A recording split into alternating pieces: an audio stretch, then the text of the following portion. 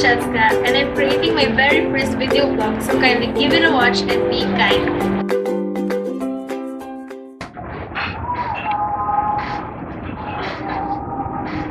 Hi again! I'm a 19 years old gay psychology student at AM. So here's the thing, I'm a bit shy, but crazy. Crazier than what you're thinking. But before I was an emotional mess, and barely know who am I really and what kind of person I am.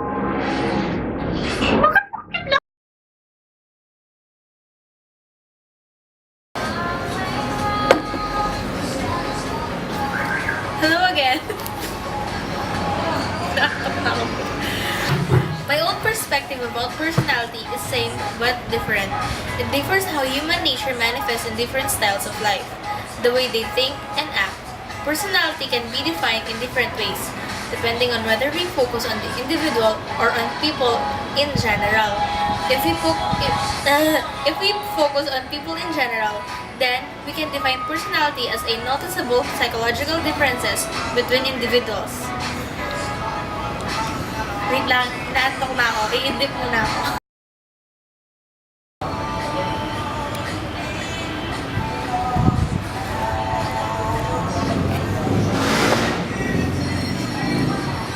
Oh! Hi there! Medyo energized na ako. So, as I was saying, just as people differ physically in terms of appearance and build, people also differ psychologically in terms of mental and behavioral characteristics. If we focus on an individual, we can define their personality as a long-term consistency in that person's way of being. That is, consistency in their particular ways of perceiving, thinking, acting, and reacting as a person. Gina.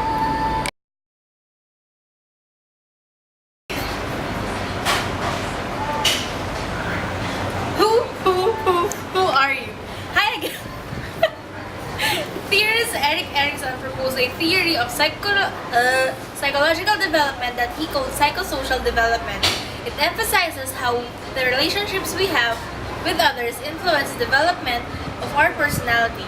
Erik Erikson once said, and I quote, "The more you know yourself, the more patience you have for what you see in others." End of quote.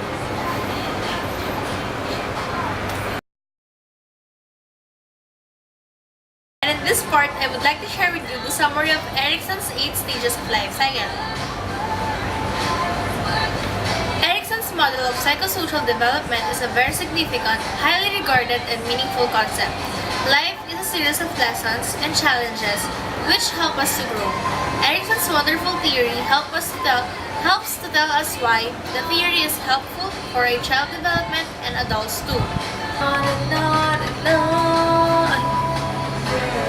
On the criterion, Erik Erikson's theory is high on generating research and internal consistency, moderate on organizing knowledge, falsifiability, guiding action, and parsimony.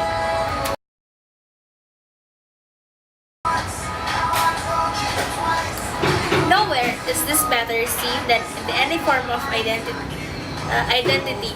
Who we are talking about Erikson now.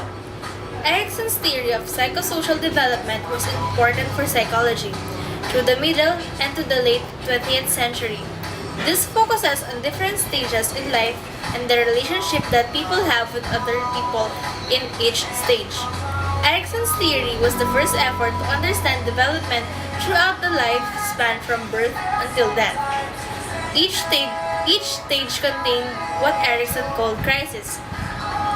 That crisis consisted of interaction with other people through the interaction that development of certain attributes, certain values. For instance, the first stage is between trust and mistrust. A baby through the relationship with mom and dad learns to trust and mistrust the world around them, as long as they are consistently providing for the child's need. However, if the child doesn't receive the consistent attention that needs for their development, they may learn to mistrust their parents and mistrust the world. So this crisis is between trust and mistrust is very important. Now, what we're talking about today is the crisis identity or an identity crisis. An identity crisis is the part of adolescent stage of Erikson's psychosocial development. Adolescence begins at puberty around the age of 12 or thereabouts and then extends all the way up until autonomous adulthood, when the person finally feels like they can be an independent adult. During this stage, a person is trying to discover who they are.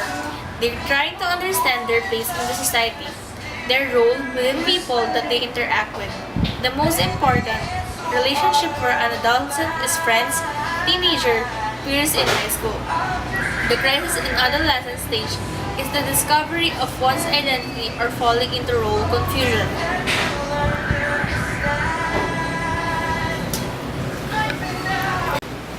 Through the interaction with their friends and their peers in high school, a person develop an understanding of who they are, or they fall into some sort of role confusion where they're not sure of who they are. Hopefully, this crisis is resolved positively, but the question remains, how does one develop a positive identity? How do the relationship that a person has in high school help them from their identity and discover who they are? Now, I'm setting different experiences in my life and applying the theory of Erikson. First, things have changed recently. Like any other teenagers, I become more rebel and begin to change, exploring new ideas about myself and place in the world. In Erikson's lens, it was a stage of psychosocial development of adolescent. Second, when I am asked what church my family goes to, I tell a friend that they don't. What's your religion? My friend asks, I've never thought about religion, nor does my family practice a religion. So, I don't identify with any religious practices, beliefs, or customs. In Erikson's lens, a stage of psychosocial development of adolescence. Lastly, the most prominent example of identity versus role confusion conflict is the desire of developing child to become more independent from his or her parents. Oh, time check. It's already 1:15 in the morning. He must understand his or her own abilities, hobbies, goals, separate of the plans imposed by their parents. All this must occur as the adolescent understands his role as a sexual being. Peer relationships during this stage develop a sense of social identity away from the family unit. So this is the last part of my video blog. So please bear with me and listen very carefully because I am really sleepy. Some critics call Erik Erikson's theory gender bias and more accurate towards male. The age grouping of each life stage are also subject to debate because some people understandably develop sooner or later than that norm. Studies have indicated an earlier onset of physical puberty in some children, while other children may delay the emotional element of adolescence because they... Wait! Sige, nilayo ko dito eh. They are not ready to let go of childhood. The trend of college graduate delaying the traditional marks of adulthood had some psychologists and sociologists suggesting another psychosocial stage in a person's 20s similar to adolescence. No theory of human behavior is perfect.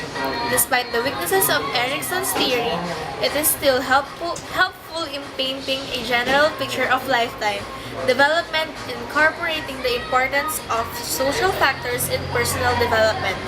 The identity versus role confusion stage may feel like one you are experiencing right now. No matter what age group you fall under, as with all personality theories, it is best only to take the elements that seem applicable to improving your life. No matter the vocabulary or methodology, all psychology is meant to help you because you are more mature human being. Hi guys, it's 1:28 in the morning. So thank you for watching my first and last video vlog in my entire life.